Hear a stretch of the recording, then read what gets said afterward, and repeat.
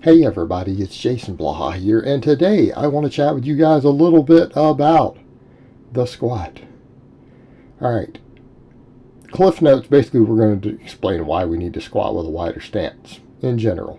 Now, the problem we have with squatting is oftentimes people squat for reasons other than the real reason they should be squatting.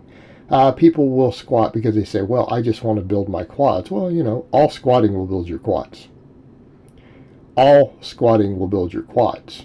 Is using exclusively squatting the best way to get the best stimulus to fatigue ratio and get the biggest quads possible? I'm going to argue not. And that's coming from me. Guys, I am as pro squat as you can possibly be. Okay? But do you think I built my quads purely with squatting? You think even now my quads are built purely with squatting? No. Are they a big factor? Of course they are. They are not the only thing I do for my quads. And you know what? If I happen to have a client who needs more quads and they're not a novice lifter anymore, do you think we just do more squatting? You really think that's how we fix it? I should hope not. In fact, if I have a client who really needs more quads, one of the things I tell them is they need to invest in a sled probably at a certain point.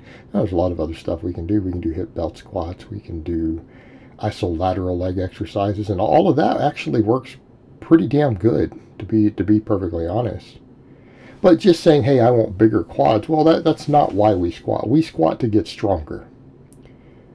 For most of us, I would hope, we are trying to get big and strong and powerful and athletic. Now, can there be exceptions to that with the squat? Sure, sport-specific differences. For sport-specific reasons, some people are going to want to do something different. What do we mean? Olympic lifting. Hence the reason we call it Olympic squats or weightlifting squats.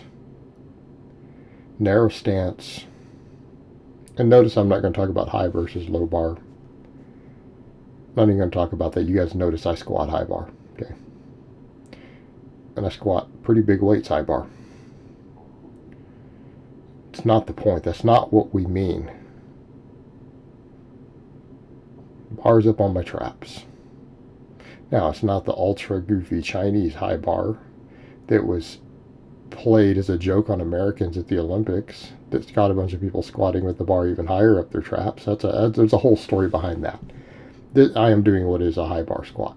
Okay. Bar is on my traps. It is sitting on my traps. It just happens to be touching my delts. It's not down my back. So that is not what we're talking about. We're talking about stance. Why does stance matter so much? Muscle involvement.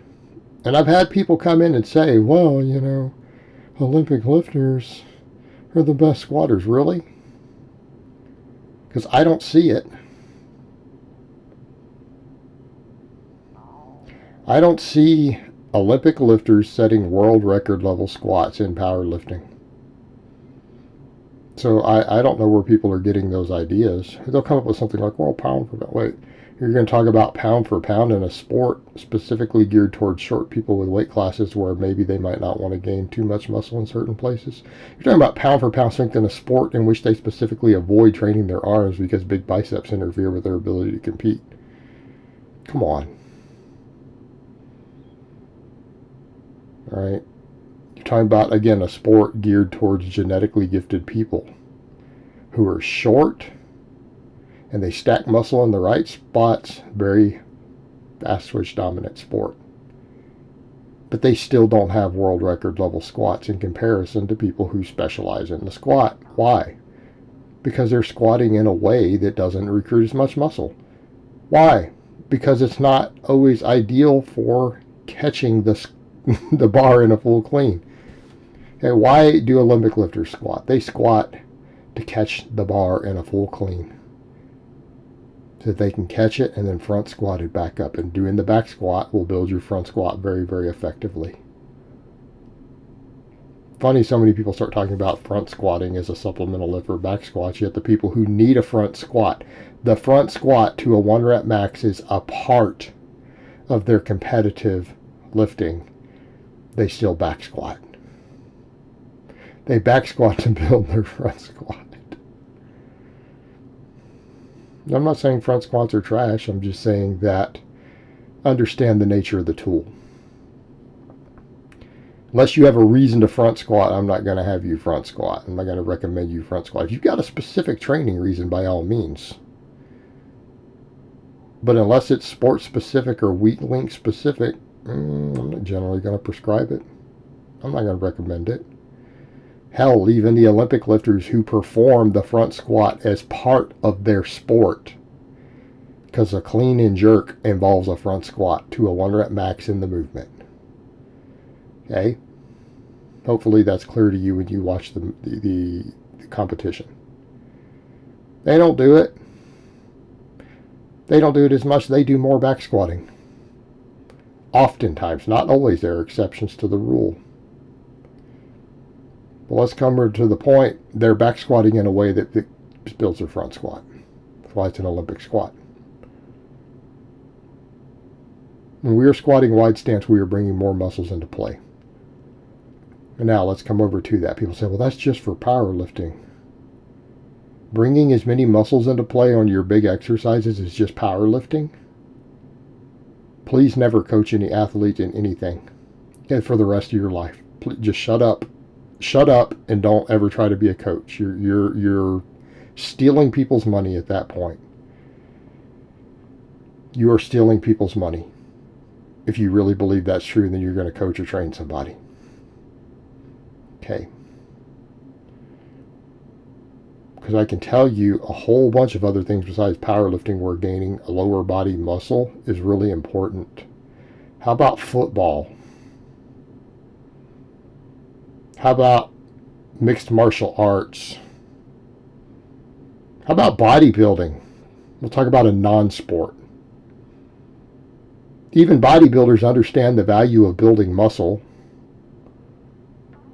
Right? That's kind of their thing. That's more or less what they're about. And then starving themselves and prancing around and sucking dick and whatever else it is that they do for money. But they at least understand the value of gaining muscle, so don't tell me gaining muscle is powerlifting. The more muscle you involve in the exercise, the more potential you have for growth.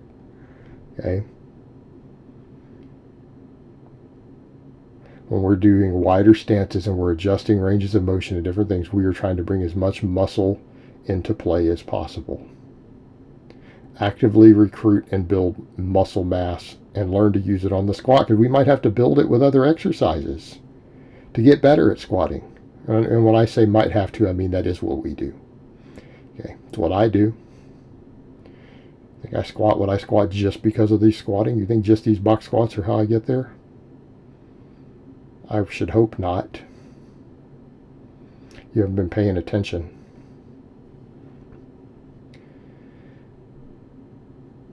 We build muscle. And to build muscle, you need to recruit muscle. And to develop intramuscular coordination, we want to recruit a ton of muscle mass on these lifts that we do. And we are lifting really heavy, and we are trying to produce maximum force. Our goal should be to pick exercises in which we can recruit as much muscle as possible. There's a reason we do more work with benching on these things than overhead pressing. Overhead pressing is phenomenal. It's great. Bench just uses a little more muscle. Like it's primary movers, not just stabilizers. Okay? You understand? Reason we use squats and deadlifts for speed work and max work. We bring a ton of muscle in. If we're dealing with things like intramuscular coordination and force production, you want to learn to use all your different muscles together. If we want to be really strong, whether it's just a test of strength to test our strength in a strength sport, or we need to be strong on a playing field or a contact sport, you got to learn to bring your whole body into play. We don't want to minimize muscle involvement on big exercises. We want to maximize muscle involvement. That wide stance does that a hell of a lot better. Yes, we can move more weight, but we're moving more weight. Well, and one partially because leverage is in range of motion change, of course. It's understood. But we are bringing more muscle into play. Okay, there's a reason most of the strongest squatters in the world squat with a pretty wide stance. It's not coincidence. It's a reason it makes you better at sports. It's a reason it carries over better to the playing field. It's not coincidence.